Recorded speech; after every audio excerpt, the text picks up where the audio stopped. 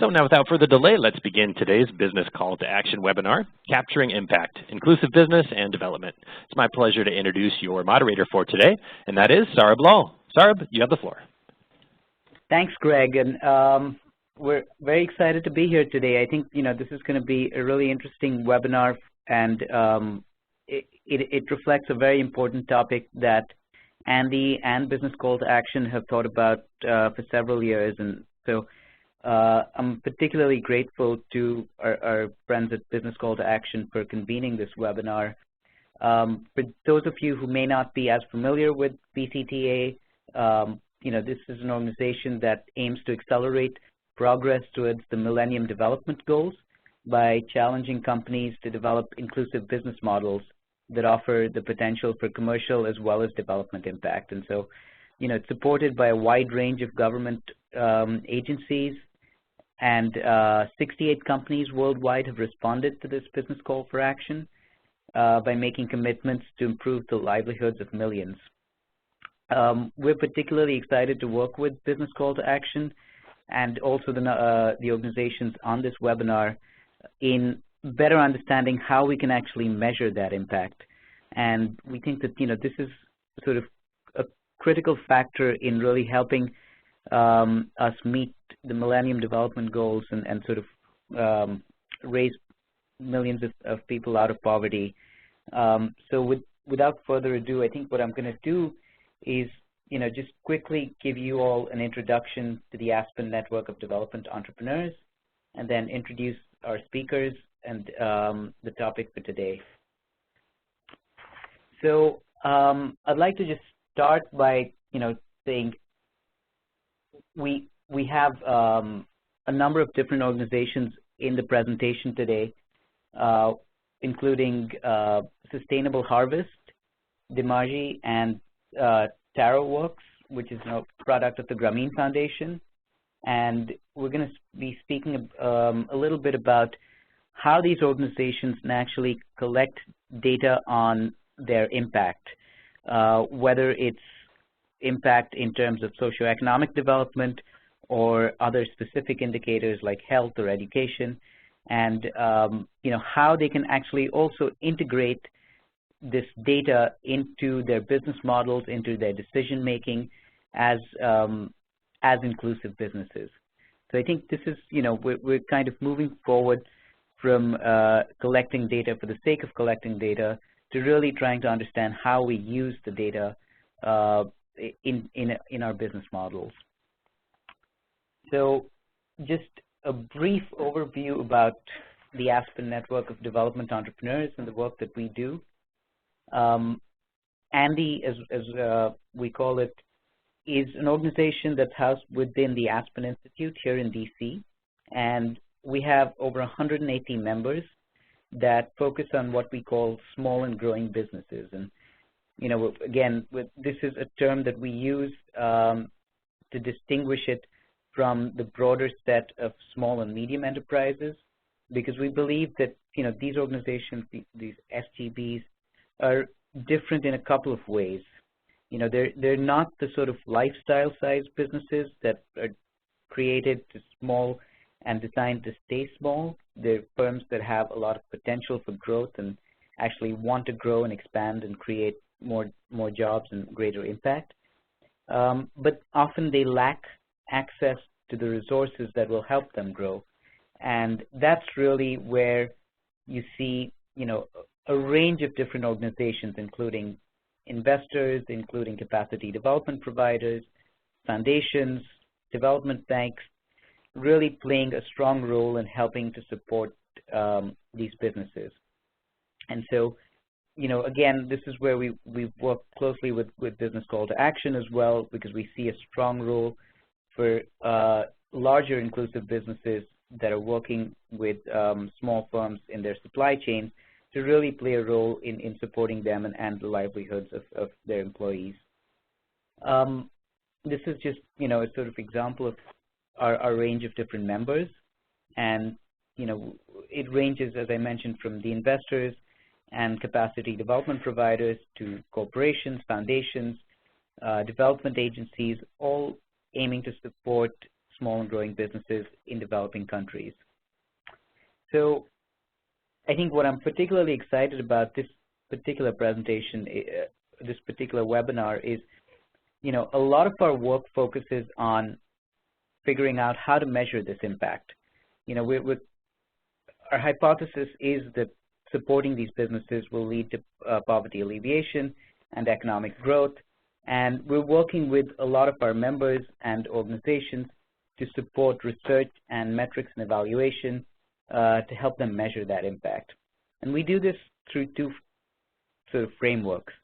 The first is supporting metrics and evaluation within the organizations in terms of helping members adopt the impact reporting and investment standards metrics, measuring these impacts in a consistent manner, and more broadly, to be able to make sector-wide comparisons, but also to help influence decisions within the organization. And we do a lot of work here. We have a full-time staff person who helps our ANDE members with their metrics and evaluation work, and we also host a two-day conference on metrics and evaluation, and we have a number of other activities around this. The second part of this is something that we started a couple of years ago, which was around expanding our research activities. And we recognize that, while part of the role of metrics and evaluation is influencing the organization, we also want to make sure that we support evidence building and academic research and, really sort of rigorous data-driven evidence on some of the impacts that we're creating. And so that's where, we're supporting a lot of work around impact evaluation studies, around the creation of data sets for tracking firm-level and household-level outputs over time. And we're also, working with organizations like Sustainable Harvest and Grameen on many of these data collection approaches. So I'm particularly excited today because I think, what we've got is a good mix of participants. And so we're going to start with Matt from Sustainable Harvest, who's going to tell us a bit about how Sustainable Harvest is incorporating data-driven decision-making into their inclusive business. And a quick introduction, Matt's a consultant who specializes in analytics and strategy, and particularly around the role of impact assessment and data visualization. And he worked with Sustainable Harvest to identify efficient metrics, systems, and develop ways to measure and report supplier health at the cooperative level. And, Sustainable Harvest is one of the sort of most well-known specialty coffee importing businesses. It's pioneered the relationship coffee business model and works to support smallholder agricultural farmers around various regions in the coffee supply chain. And so they do a number of training programs to also help farmers maximize the quality and yield and improve livelihoods. And we're very excited here to welcome Matt Innes, who's going to speak a little bit about their experience in metrics and evaluation. So, Matt, I'm handing it over to you now. Saurabh, thank you very much indeed. I'm going to talk a little bit, as Saurabh said, about Sustainable Harvest. That's a really good introduction to what they do. The approach I've taken is to give a general overview and try and look at the strategic considerations in simple terms, the bigger picture stuff, the things that you need to bear in mind when looking at strategies and ways of communicating impact and capturing impact. It's a pretty big area, so I've tried to keep this brief. I've got one example of something that we found was pretty useful towards the end of the presentation. I've just got 6 slides, I think 6 slides here. Just to give you a little more detail on Sustainable Harvest, they have been in existence since 1997. 16 years in the commodity coffee import business is no mean feat. They have 73 million turnover US dollars. That was actually last year, but that's what they accrued as their current turnover. In 2006, that I think was about $16 million. So that's pretty heavy growth over that 6-year period. That in itself presents problems because all firms have to deal with that sort of growth in a number of ways. It's just a sort of classic business model problem. And one of the challenges that emerges as you grow in that way and you are that successful is how to capture things, how to communicate them, and this is where the area that I'm really interested in, what the value is of doing that work and how you can justify the cost and how you really find the foci that you need, the areas to focus on that will really make it worthwhile capturing impact. The Sustainable Harvest itself is a specialty coffee importer. That means they import coffee which people drink particularly for taste. It's mostly Arabica. It's particularly a sweet coffee compared to general hotel or sort of rest stop coffee. So it's a niche market in ways, which means that quality of coffee is much more important to Sustainable Harvest partners than it is to generic, large corporate coffee importers. The relationship coffee model they use to get this coffee and to maintain supplies of good quality coffee effectively involves them working with farmers, with cooperatives, training, as Saurabh mentioned, but also giving farmers access to the whole supply chain. So the farmers become aware through the training that Sustainable Harvest does and through the way that they do business of the whole of the supply chain, what happens to their product after they sell it, what happens to that product as it goes through the various stages of shipping to importer to coffee roaster to purchaser.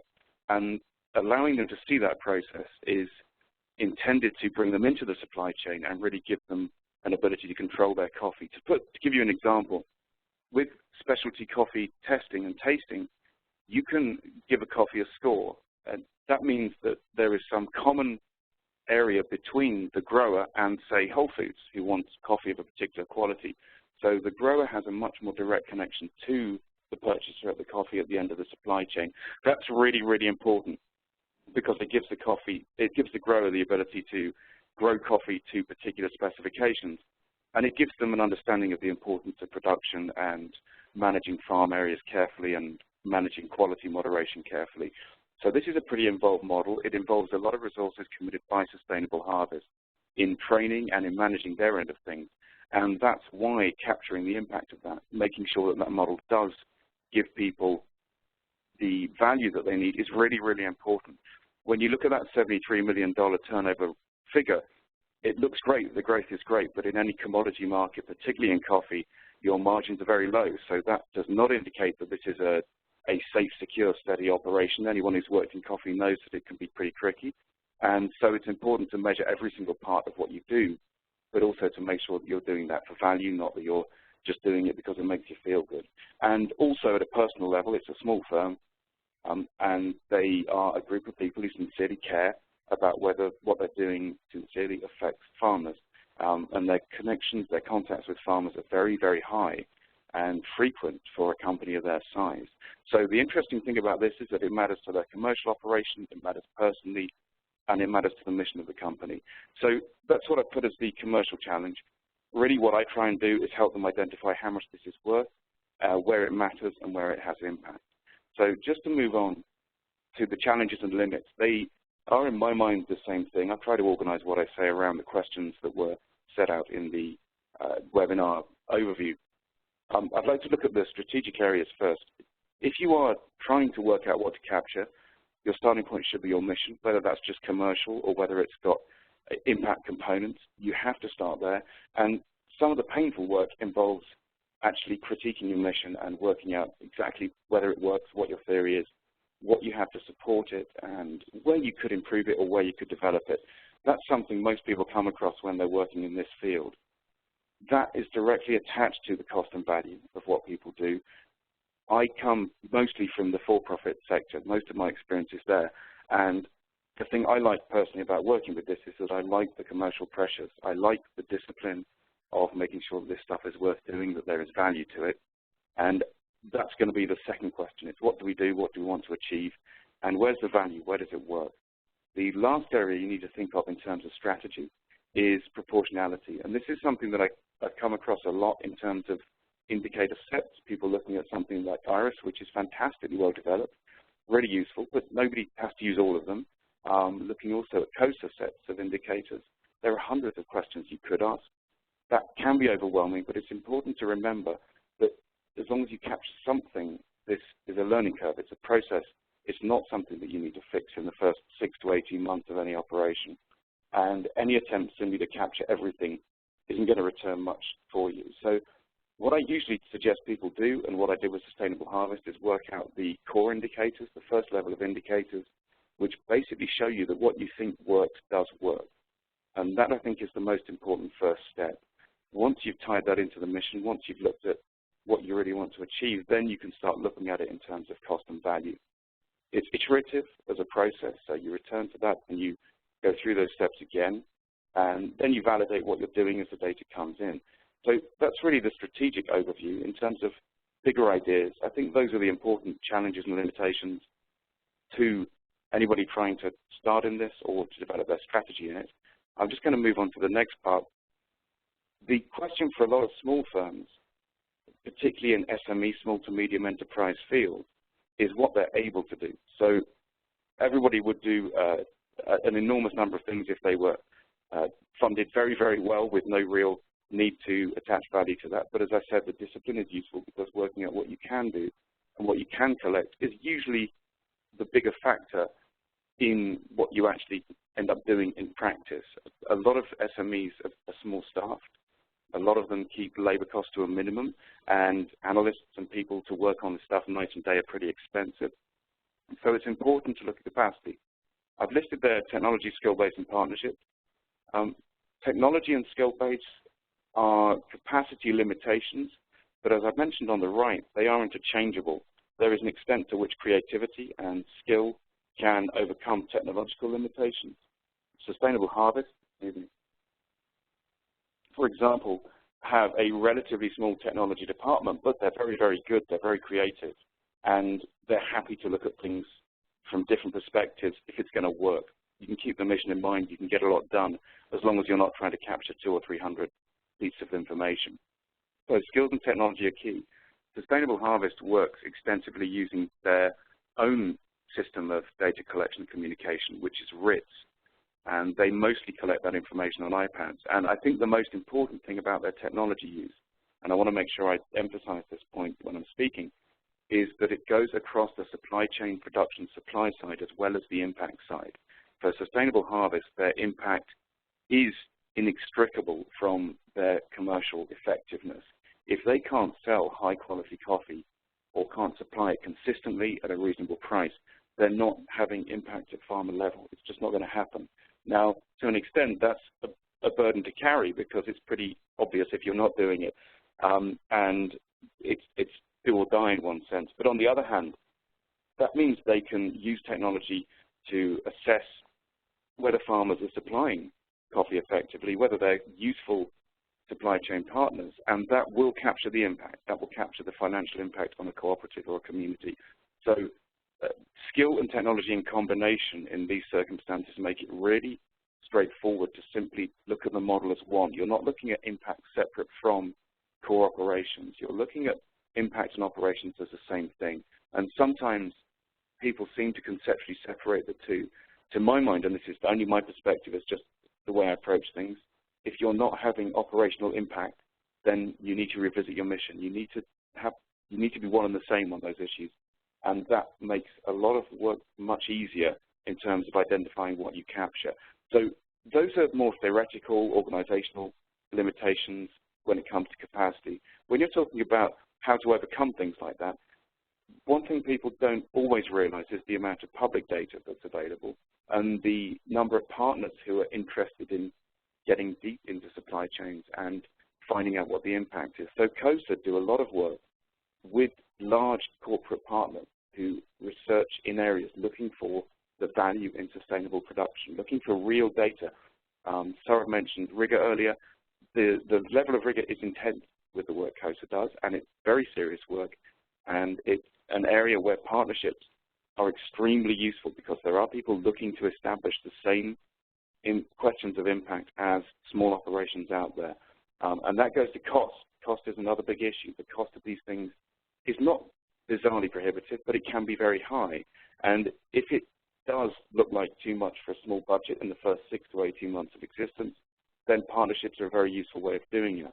The last comment I'd make on capacity is that if you use public data carefully, you can scale understandings of regions.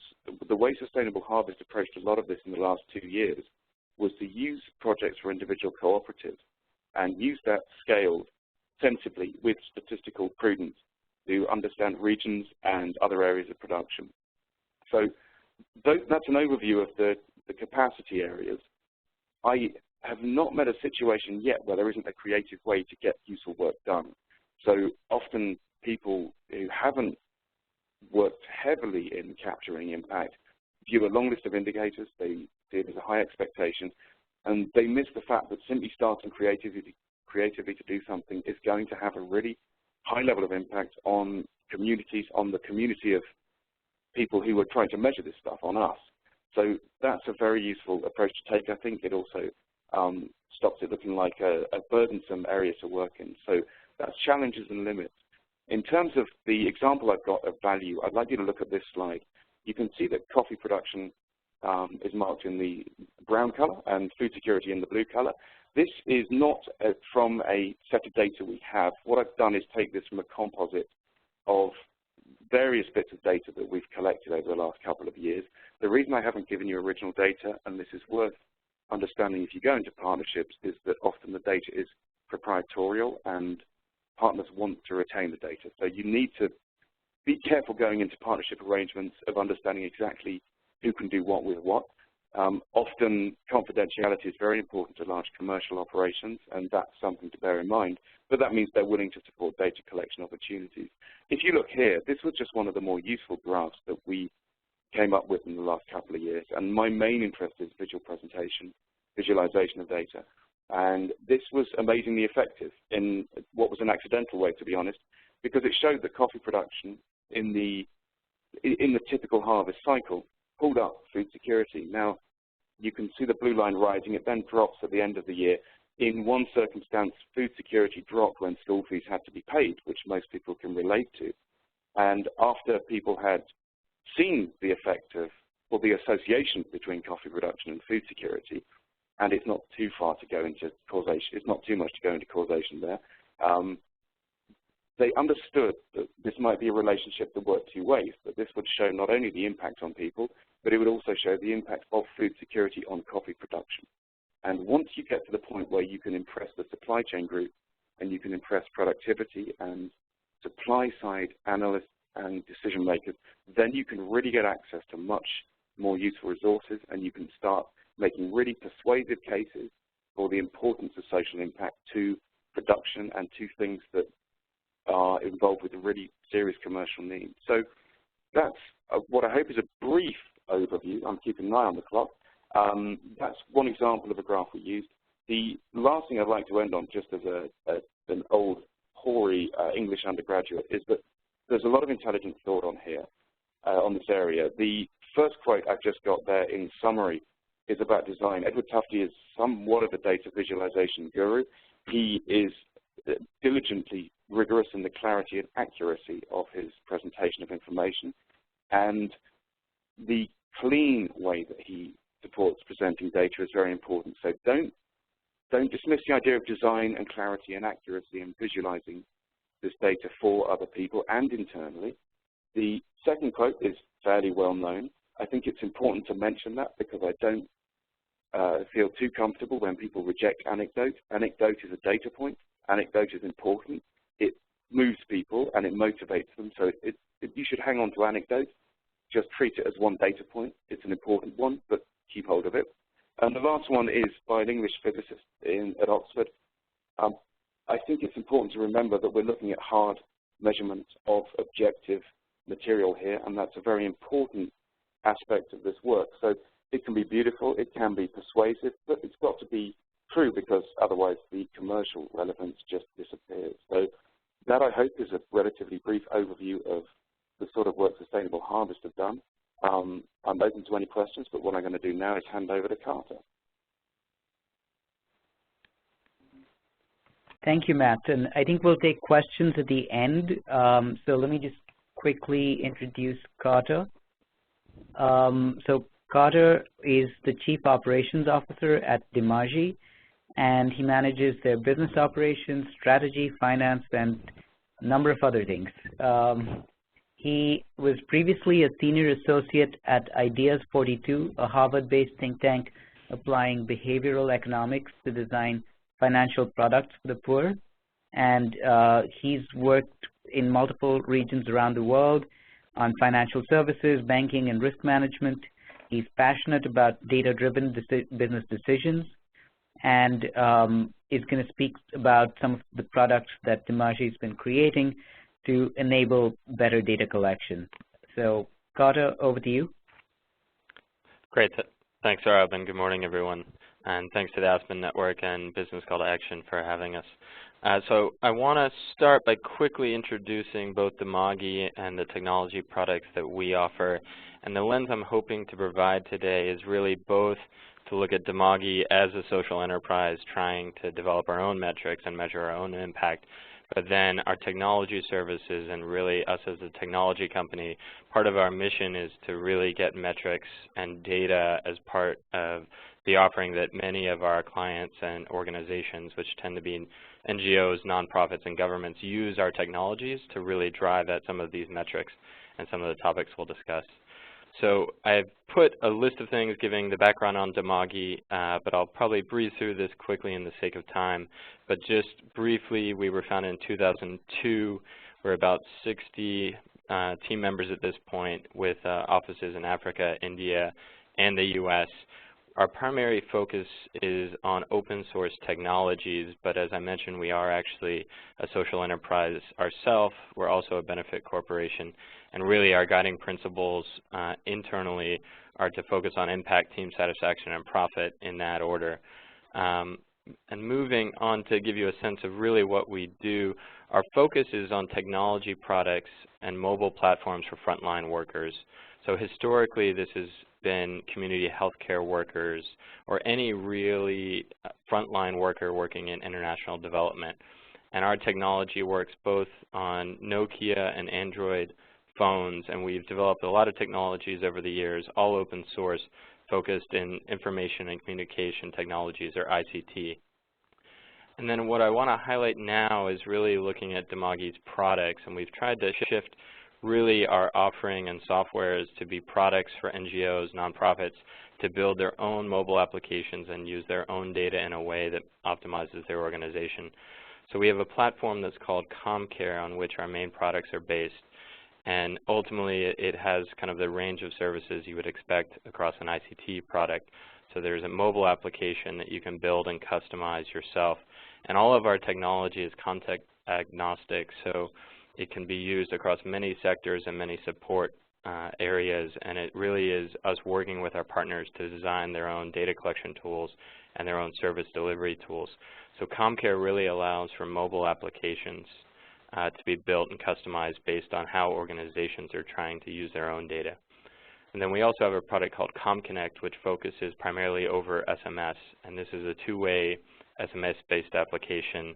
And it does many of the same things that ComCare can do, but it's phone agnostic so that SMS is the primary vehicle for communicating that information. And then we also have a product called ComTrack, which really focuses on using SMS as a very simple supply chain management tool or point of service system. And that's not really all the way a full supply chain tool and really is designed for more kind of 20 to 30 commodities. And if you imagine a facility or a district that has many different health facilities, often this product is used in places like Tanzania to measure stockouts of bed nets or different other supplies. So that's a quick overview of our products. And I wanted to highlight again that everything we do is open source, and we primarily focus only on open source technologies. And that means our code is publicly available for anyone to use, and our product is really hosting everything in a turnkey cloud solution on the web.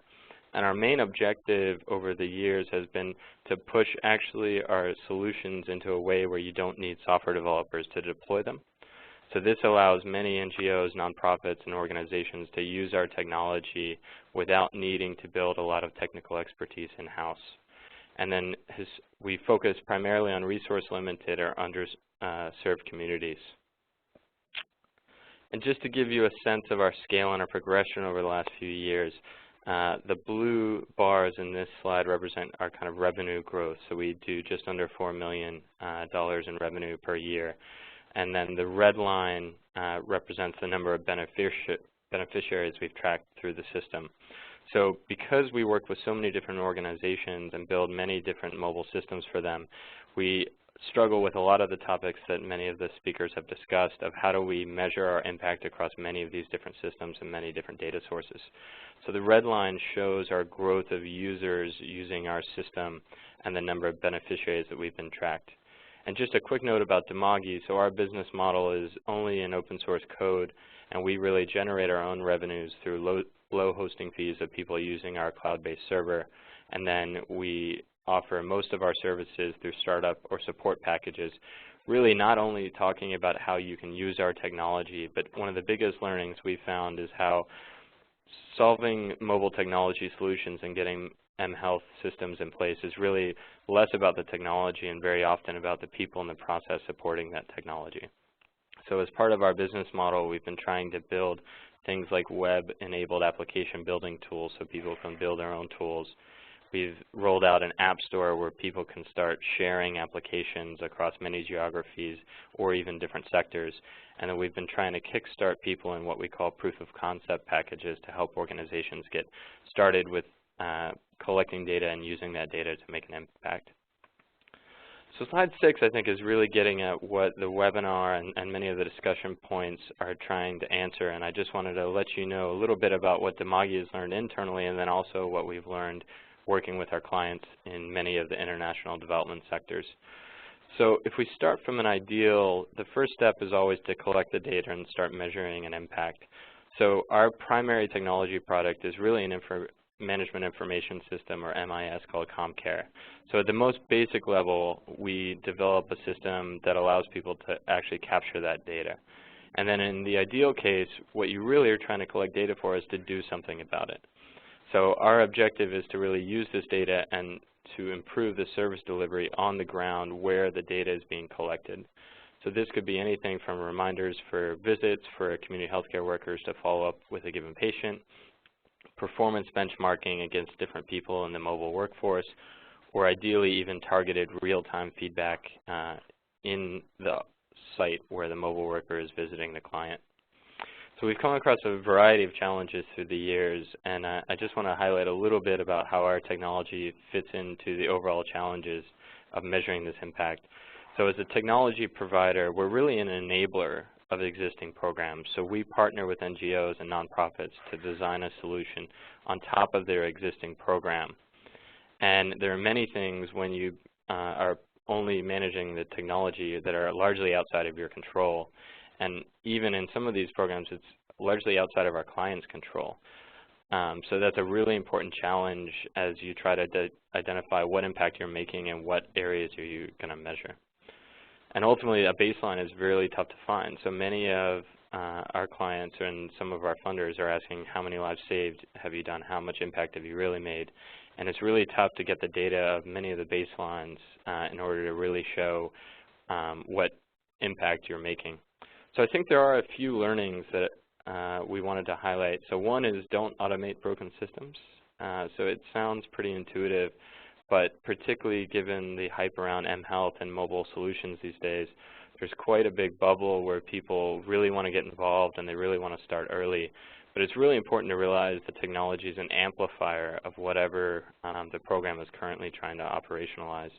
So automating a system that's broken will only amplify those areas. And then acting as a technology provider and being an enabler, we really are forced to focus on two areas. One is how much you're really enabling. So relative to what the program was doing, how successful are you enabling your services? And then secondly, you can only control what you can control from a metric standpoint. So it's really important to both measure anything you can, but when you're making decisions, it's really important to measure and then manage to that, and it's important to know what you can and cannot control to measure that. And then ultimately, from a Dimagi perspective, we found that a versatile open source product and a platform that we can continue to iterate on is really important for achieving scale and ultimately being sustainable. And just as a couple final examples of this before I hand off to the next speaker, ultimately, if we take an example market like community health workers, we're starting on the left from a baseline program with community healthcare workers, and there's quite a good amount of evidence base showing that these community healthcare workers improve positive health outcomes. So related to the enabler point, our objective is really the right side, which is to build better CHW programs and better performance management systems so that we achieve these better health outcomes. And separate from really operational metrics and things that you can manage in your day-to-day business, working in international development, it's really important to also measure your evidence base and your impact. So while Dimagi's main technology product really provides metrics and data collection across a host of different sectors, we also are really interested in measuring our own impact of how mobile technology improves real impact. And often those are very expensive studies, but we try to optimize kind of what areas of research we can focus on. So I won't go through the details of slide 8, but this is an example of a randomized control trial we did in Tanzania. And it was quite an interesting study because we were able to have a real control group and then also a second intervention in the study where we were able to do just technology and also show the impact of technology plus increase people and process in the supervisor. So lastly, I'll just show what we think is Dimagi's current adoption and how we measure our own impact internally.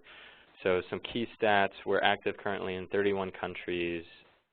We've worked across 7 different sectors, including microfinance, health, agriculture, etc. And then we've done just under 500 projects to date, have tracked about 600 different users and mobile users using our technology. And then we've tracked about 350,000 cases, which is a very good proxy for number of patients and number of beneficiaries. So I'll leave it at that, and I'm open as well to any questions, and I'm going to hand over to Steve. Great. Thanks so much, Carter. And so, yes, I'm going to just quickly introduce Steve Wright from TaroWorks and the Grameen Foundation. So Steve's worked for over 15 years at the intersection of technology and education. And so before joining Grameen Foundation in 2010, he served for a number of years as the Director of Innovation and Technology at Salesforce Foundation. While there, he's also worked a lot in the social metrics space, so he's worked closely with us at ANDE, but also our friends at the Global Impact Investing Network, as well as several ANDE members, including the Acumen Fund and Root Capital. He has a long background as a high school administrator and classroom teacher and started his career in the Peace Corps. And he's particularly interested in how electronic communications can really be used to promote and facilitate interactions in underserved communities. He also works on the Progress Out of Poverty Index that's managed by the Grameen Foundation. And today he's going to speak about TaroWorks, which is a mobile technology product that Grameen Foundation developed over, after working for 10 years, working with various poverty-focused foundations and organizations. This is a data tool that provides these organizations with a way to collect and measure their impacts more efficiently. So over to you, Steve.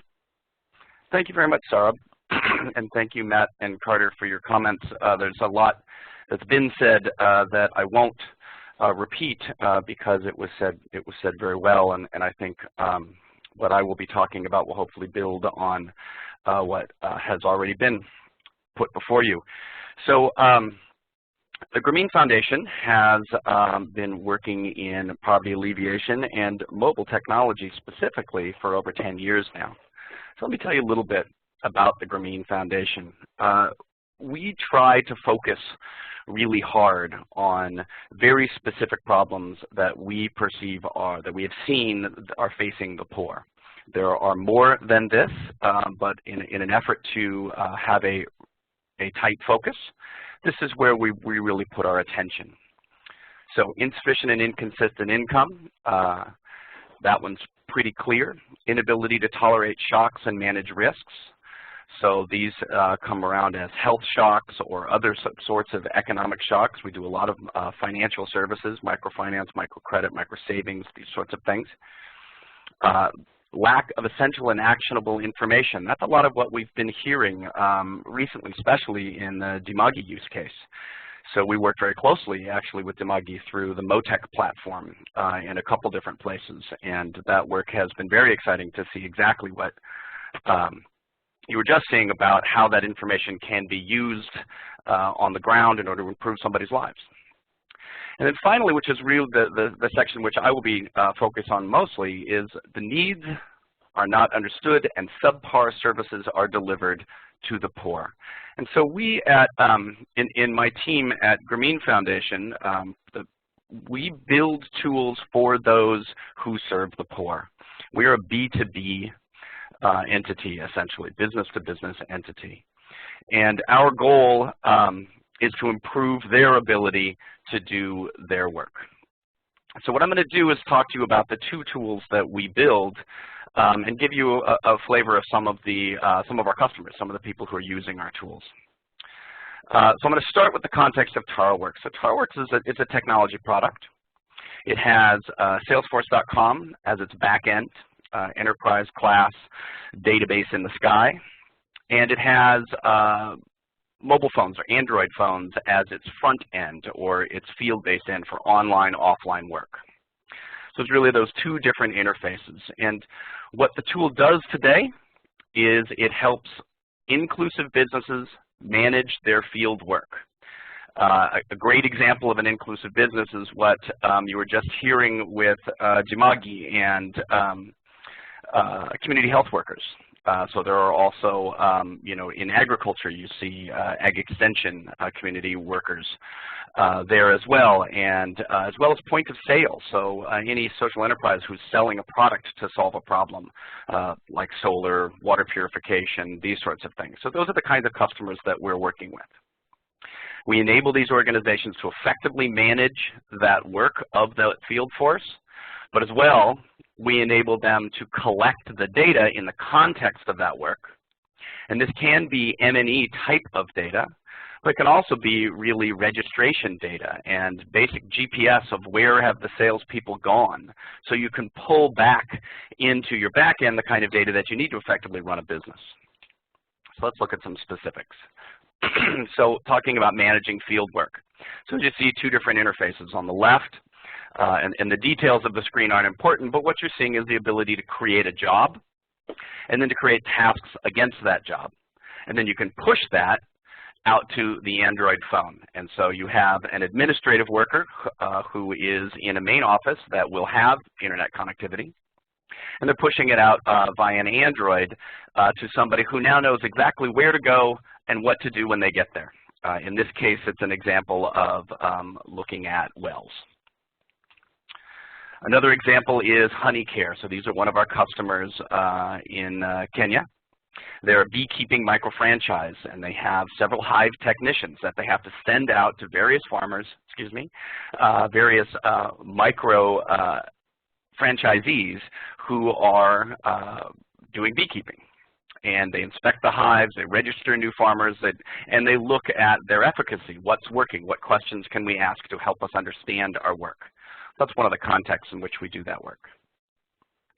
The second piece is this idea of managing data. So at the basic level of facilitating the management of data, you have surveys. And so inside of, on the Salesforce, the back end, we have a robust survey builder. It does the kinds of things that you imagine a good survey builder would do. And then we push those surveys out to the Androids where they can then be used to collect the data in the field. Signatures, pictures, GPS, all of these kinds of things are possible. Oops. An example of one of our customers is IDE, who is selling latrines. And this is some really basic information that they were unable to get at before, is which of their outlets are performing better at getting these latrines out in the field and getting them used in the field. So this is basic sales tracking information that can be very hard to get in these inclusive environments. The second tool I want to talk about is the Progress Out of Poverty Index. So the Progress Out of Poverty Index is a poverty measurement tool. What it does is it enables any organization that intends to alleviate poverty, it gives them a rigorous way to understand if their customers are poor and how their customers are moving relative to poverty, and how specifically those customers that are below particular poverty lines, how are they consuming the products and services that you intend for them to consume. So we really think of this essentially as a business intelligence tool. It's 10 questions. These 10 questions are pulled out of a national survey. They tend to be easy to confirm. They're things like, what is your roof made out of? How many kids do you have? And these questions are a proxy, an economic proxy for poverty. We take these questions and we embed them inside of our TaroWorks tool. And what it does is it enables an organization like VisionSpring to see, for instance, per office. So VisionSpring sells reading classes with a specific goal to alleviate poverty in the developing world. So they know now in which of their offices, how deep is their poverty outreach. And then for each office, they can begin to know things like, how did you find out about us? Are you willing to tell us about others through Net Promoter Score? And so we can now bring this poverty information and these really basic sort of business metrics inside the context of a business like VisionSpring, who's working in the developing world. These are our customers to date. We are aggressively adding more, and thank you very much. Great. Thank you so much, Steve. And thank you all for also sticking with the time. I think we're right on schedule, and we have about 35 minutes for questions. So I'm going to kick it off because I have a few questions, but then we're also taking questions from the audience. So if you want to go ahead and submit your questions in the text box on the right-hand side of the page, and I'll read them out to the presenters. But I guess, one of the questions I have is for all of the panelists to just comment on a little bit is, we're seeing this move from measuring to prove to measuring to improve, where, in past years, often organizations have collected impact data to report to funders or, to prepare promotional material, but we're now starting to see a lot of this data actually getting integrated with operations. And I know all of you sort of spoke about this briefly, but I guess what I'd like to hear is, could you maybe talk a little bit more about how, in terms of, incorporating all these different technological approaches, are there barriers to adoption to, data-driven decision-making? And what are some of those challenges that you've seen either in your organizations or with some of the organizations that you've worked with in just integrating the sort of M&E side with the operations side? So yeah, any of the speakers, if you want to jump in. Sure, I'd be happy to comment on that. This is Steve Wright with Grameen Foundation. I think I'm going to steal that phrase, Saurabh, the measuring to prove, measuring to improve. I think that's outstanding. I've never made that connection before. I think they're two totally different things. We are clearly very focused on the idea of measuring to improve. That doesn't mean that we don't care about or aren't concerned about the idea of are the interventions demonstrably making a difference? Is there a causal relationship? But what I know is that that's not our job. I am extremely excited that the discipline of proving those sorts of things through social science is becoming very mature. But I think from my perspective, what we are really looking at is how can we bring the data that demonstrates the intentions of an organization. How can we bring that data in front of the decision makers of that organization so they can continue to iterate and improve? When you're ready for scale, that's when you need to sort of look and see. You need to prove, because you've got a big cash outlay. You need to bring a whole bunch of people in to invest. That's when maybe you need to do the kind of an RCT, like what Dimagi showed earlier. But right now, I think in a lot of our customers, what we're really looking at is how do we help them improve more iteratively, more quickly in order to impact the lives of their customers. Great. And Matt and Carter, again, if you have comments on that, I'd love to hear your perspectives as well. I just had one thought. I agree with everything Steve said, and I think it's a very useful way of putting it. One of the best ways I've experienced recently of communicating the problem with adopting these practices, it relates to indicator sets, it relates to the mission and strategy things areas I was talking about earlier. And I don't know if anyone's read or seen The Hitchhiker's Guide to the Galaxy, but it's a British sort of science fiction, I guess, book from the 70s. And in it, there's an effort to build this computer to give the answer to life, the meaning of life, the universe, and everything. And it takes millions of years to come up with the answer, and the answer is 42. Most people, certainly who are involved with the internet, have heard that. But they then realized that the real problem isn't the answer, it's the question. And they build an even larger computer, an even more expensive computer to work out what the question is. And I think that, to me, captures and communicates the headaches that you meet as you go to scale, as Steve was mentioning. If you can persuade people that actually the hard work is in working out what the questions are and where they really think their model works, then they understand, as Carter was saying, how technology can support you. Then they understand the framework and the arc towards really proving and improving impact in a sort of sensible, clear context. So that's the only thing I'd add. I think culturally, technology pickup people are comfortable with, but they can view it as a solution, not a tool, not a process. And the hard work is in the mission work and thinking through exactly why you believe what you do about your impact. Thanks, Matt, and that's a great reference. I'm going to steal that one, actually. You can have it. Yeah, I didn't think we'd be talking about Hitchhiker's Guide to the Galaxy here. I'm very pleased that we are. Great, and Carter, I know you have to leave, but I know your colleague is here. But if you have thoughts, just again on the technology issue and any challenges that you have faced with regard to technology adoption and how that influences data-driven decision-making. Hi, yeah, actually Carter has already stepped out, sorry about that, but this is Steve Snyder. I'm actually our Director of Operations in South Africa, and I can speak a bit, I guess, to some of my own experiences working with some of these partners, and I think that in particular, given that we partner quite a bit with these NGOs and nonprofits who are receiving their funding from large bilateral and multilateral donors, they're often driven more by the reporting to those donors on specific indicators rather than actioning the data that we're giving them to improve the quality of care on the ground. And so I think it's a lot about changing that organizational mindset, and that's a challenge that we regularly encounter with a lot of these projects. Great, and thank you very much, Steve, and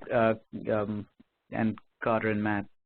I guess just building on that, I do want to recognize that a lot of the members for BCtA are larger corporations, and a lot of them are thinking about how to measure impact along their supply chains, which would include smaller firms, but then also ultimately, the employees of those firms, or in the agricultural sector, farmers and others.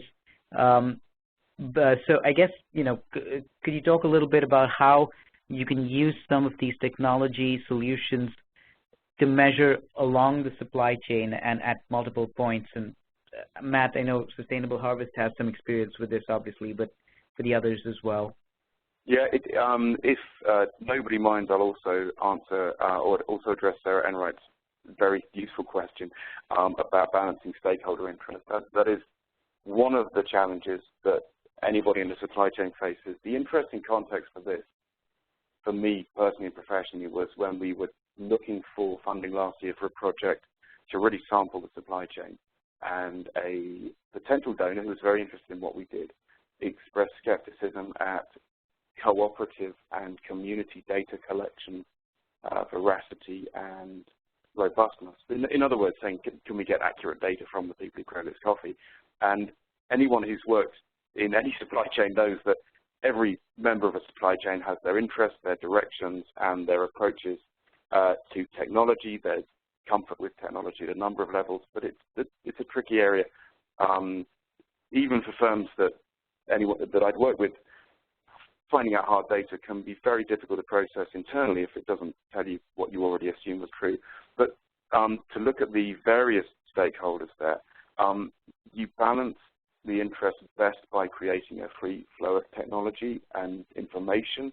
You balance ideally by presenting yourself as bringing the relationships closer together. And proximity of relationships has a real value in most of the busy commodity supply chains. So if you can facilitate technology to do that, if you can use that to communicate quickly and communicate transparency when you're working, that helps a lot.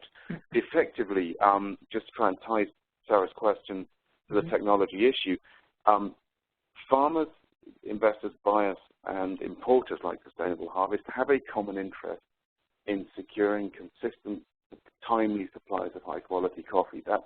Everybody wants to do that. There will be discussions over the pricing, but the margins are pretty consistent in most industries, or certainly in most coffee transactions.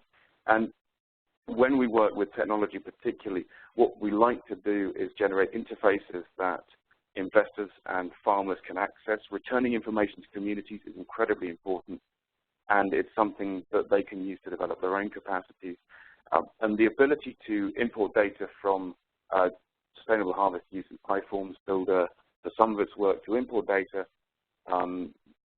to then export it quickly to a web interface that a client or donor can access and see, actually just clears a lot of the junk out of the relationships and makes it easier, and it makes it possible to have really effective and efficient discussions about people's interests and the ways they can be harmonized without sounding too businessy. But that's really the way we see it, is communicating accurate data and getting it to people and saying, here is the reality, what are we going to do about it? That's very important, particularly with recent impacts of issues like Roya on the coffee supply chain. So I guess that would be my response. Great. And just curious to hear from some of the other speakers as well, if you have thoughts on that. Sure. This is Steve Wright, Grameen Foundation. To me, so I agree completely with what Matt said, and for me, the framework for this is aligning incentives. And so the trick in this work is to figure out where are the classic sort of win-win scenarios. At Grameen Foundation, we're concerned about the economic lives of the poor in agricultural supply chains. One of the things that you can do for smallholder farmers that's really, really good is give them a reliable income. Mm-hmm. And so where we can pull those things together through better data and through technical assistance to the farmers to improve the products that they're creating, but also, and I think this is really the critical and hinging point, is to get businesses to have a somewhat longer horizon. So we need to be able to do that development work with the farmers so that they can create a higher quality and greater amount of product over time. That's going to be the difference, in some of these short-term measurement goals that corporations are under work against it. And actually some of the the qualities of having to deal with a commodity work against that. And so figuring out how to align these incentives is a really big deal. And we're seeing a lot of corporations now, especially in cacao, really paying attention to this because they're seeing a crop on the decline to a certain extent. What would they do to make the crop more healthy? What can they do to make the farmers more productive over time? The reality about what they can do to make farmers more productive over time is improve the quality of their lives. And there's the trick, right? That's the dance that we have to figure out. And that's a great comment. And I think, this theme about sort of aligning incentives for data collection is something that resonates well with a lot of organizations. You know, a couple of months ago, the IFC and Gates Foundation also had an event that focused on exactly this topic of, you know, how do you incentivize corporations and the private sector and inclusive businesses to really measure their impacts more effectively. And I guess related to that, you know, we have a couple of questions from the audience that I want to put out there. The first is from Johanna Huppert on the role of sort of public-private partnerships, and, you know, how do you organize results measurements within public-private partnerships? Who should be responsible for it? Who should pay for it? How can results be managed and used for learning? So, you know, this is, again, something that a lot of development organizations are thinking about a lot, is leveraging public-private partnerships. So it would be great to get your perspectives here as well. Yeah, this is just an absolutely critical question. It's been at the center of this work for a while now, across anywhere where you're seeing philanthropy/subsidy. My point of view on this is actually pretty simple, and that you should pay for the data that you need to manage your work. That includes investors, that includes philanthropists, that includes development organizations, and includes social enterprises. So whatever it is that you are trying to do, however you define success, manage to that goal and invest in collecting the data that helps you get to that goal. And so it's part of this broader aligning incentives question. If you're a development organization and you believe that employment matters, but so you invest in somebody who is employing people, then you need to pay for the data to see if your hypothesis about employment is correct. And so that's the trick there, is getting everybody to take credit and ownership of the questions that they're asking and the business that they're managing. I just had one thought to add to that, because I think you're right, it's a critical question. I think it's also very similar to the question about stakeholders. And Sustainable Harvest works with public bodies. It also works with nonprofit donors. And I mean, there's no point in being green or naive about commodity businesses. There are competing interests. There are very fierce ones. And there are intense pressures on the large-scale firms, particularly in a volatile commodity market. But there are also common interests. And you're quite right, you have to focus on the common interest. But there was one example that leads into the idea of allocation of responsibilities. If you are a serious coffee buyer at scale and you are interested in long-term supply of coffee and you would like to own it, you'd like to control it for the next 5–10 years, you need to eradicate the temptation of coffee farmers to sell to coyotes in Central America, which is the word for people to come and just buy the coffee. They have cash. If the cooperative doesn't have cash flow, then they can struggle to buy the coffee or pay in advance for the coffee, and the supply simply goes. So that's a fairly serious common interest, that the commodity will disappear. You can't buy it if your farmer is in a situation where they need the cash earlier, or they can't get financing from the cooperative in that region. So that's a clear commonality. In terms of leveraging that and allocating the responsibilities, the organization, I found, depends on the project, it depends on the parties, and that's a very general answer. So examples of that would be that the collection is often Sustainable Harvest has the capacity to train collectors, and embedding data collection capacity is a fascinating and also critical area of this in a developmental sense. They will organize and train the collection of the data. The payment is usually split. The payment is usually done in the form of a development grant, and there's enough value for Sustainable Harvest certainly to contribute resources to it. Managing the results for learning, I think, is it's not, I don't know, the elephant in the room is a horrible cliche to use, but I've been at workshops and conferences where somebody stands up and says, we do have quite a lot of data and we're not sure whether people are doing anything with it. And I think managing the learning and using that stuff effectively has to be where some of the visualization comes in. And I think the real need to step out of the sort of, you know, speaking about Sustainable Harvest mode, because I think they do it pretty effectively internally, the real need is to develop good practices and standards in making sure this stuff is used. because right now when there are collection exercises and indicators are measured, metrics are, the systems are compiled and faithfully applied, there is still a lot of information there, and I don't mean big data, I mean processed useful information that could be pulled in effective ways and could distribute understandings more widely. You've got commercial constraints, you have proprietary interests, but I think one of the major issues is getting that information out there and sharing philosophies and ambitions when it comes to using the learnings. And that's a great comment, Matt. And again, at ANDE, we try to do this a lot of just bringing organizations together to share some of their learnings with impact assessment.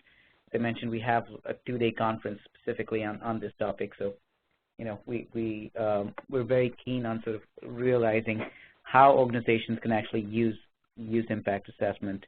And I think your point about the data visualization is also a key factor in just how do you actually synthesize these results to make them accessible to people who are perhaps not as excited about data as some of the people on this call. So I think we have one more question from Sarah, and this is, I think this is a common question for a lot of small organizations, and I'd love to hear maybe some examples as well if you have some from all the speakers. What should companies with limited resources do when they start measuring impact? What are some of the big trade-offs they have to consider? So, again, I'd love to hear a bit more about some of the trade-offs and how to make those decisions.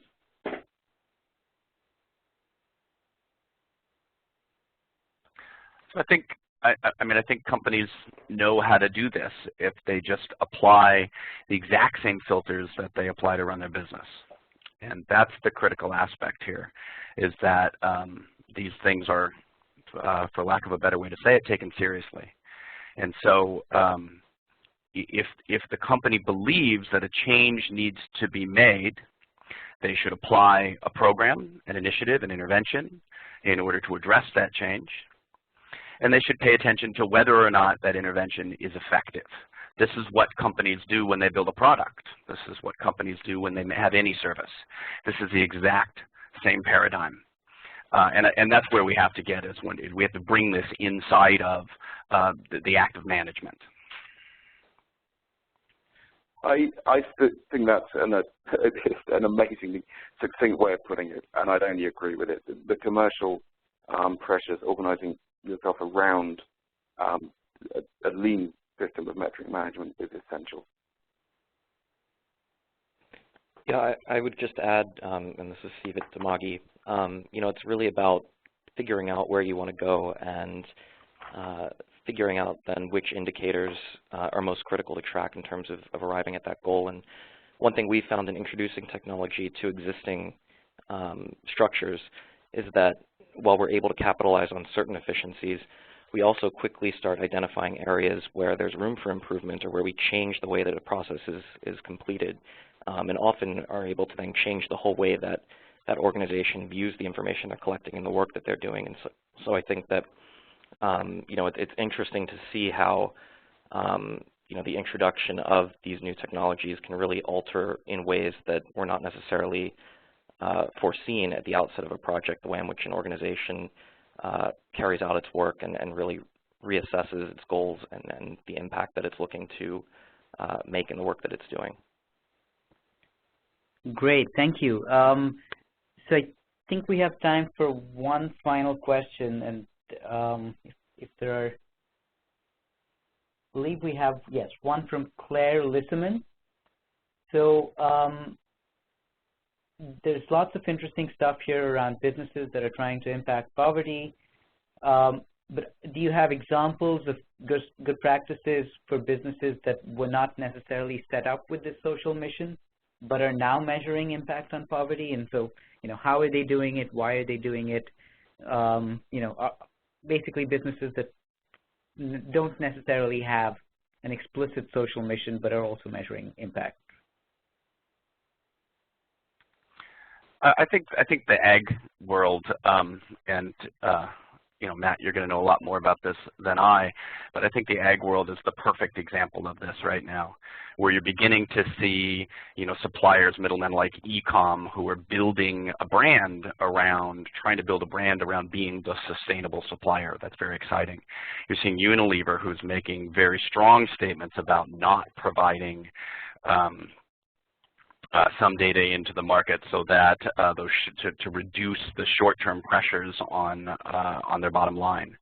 These are organizations who are beginning to say we need to take a longer-term point of view. We need to be able to invest in things that will take longer to come to fruition. These are organizations that are building solutions to problems inside of their business models. And I think that's really where this has to be. We have to lose this differentiation between social and financial and really start looking at what Jed Emerson calls total value or blended value, which I think is really the answer. I'd only add, I could probably do an hour and a half on this, but I think I'd lose support and interest pretty quickly in the context of this webinar.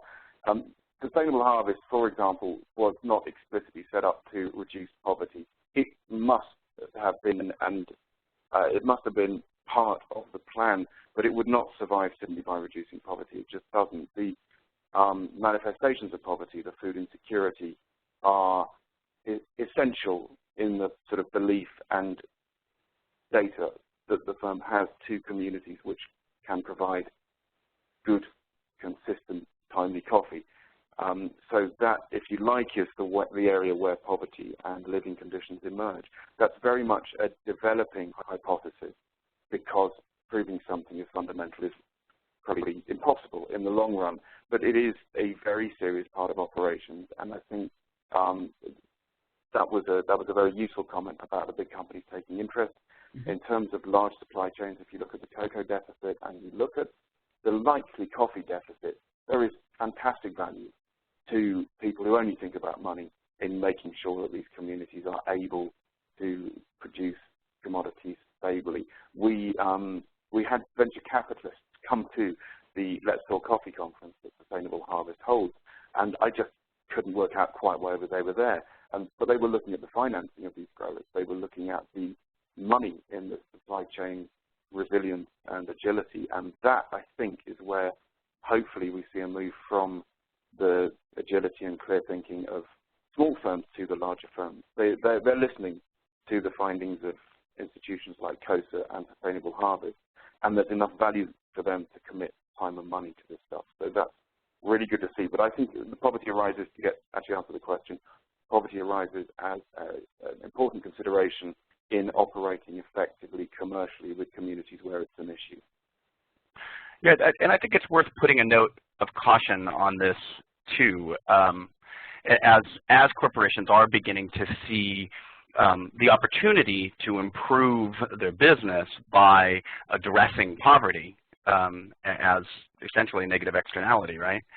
The way in which they address poverty may not be the very best way to address poverty. And so figuring out what's the most effective intermediation, how can we, those who are focused, Grameen Foundation, are focused on poverty, and others who are focused on sustainability, how can we stay present in the conversation in order to increase the agency, the ownership, the negotiating power of these smallholder farmers and really the poor in general who are at the source of these supply chains? I could not agree more with that note of caution. And that sounds like a perfect place to end. I think, this has been really fascinating for me, and I hope, for the audience as well. I think, when I started in the M&E world a few years ago, I think a lot of it was just about collecting data and reporting and all of that. And I think we're moving into this phase of smarter measurement and really figuring out, what's the most essential piece of information that we need, and how do we collect that in a cost-effective, efficient manner. I think, a lot of the themes that you guys spoke about today really resonated with where this sector is going in terms of, not drawing these strong distinctions between the social metrics and the financial metrics, but really recognizing that the two are interlinked. And, Matt, your sort of example of the data visualization was really effective in demonstrating that. And I think, what we're also seeing is that now technology is really becoming an enabler in making data collection easier, more cost-effective, more efficient in many ways, and making it bringing it within the reach of smaller organizations that can actually collect data on their consumers, on their suppliers, on their customers more effectively. So I think we're seeing a lot of interest around this, and I think we'll continue to see this interest. But I just want to close by thanking all the speakers, including Carter in Absentia and Steve from Dimagi, Steve Wright from Grameen and TaroWorks, and Matt from Sustainable Harvest. And I'm going to turn it over to Tatiana from Business Call to Action to add some closing remarks. Thank you all. Hi, thank you very much, Saurabh. I would like to thank everyone on behalf of the BCtA for this rich and exciting discussion. I just wanted to mention that we'll be writing a brief report about the webinar and making it available publicly on our website. In addition, we'll have this recording available on our website at businesscalltoaction.org.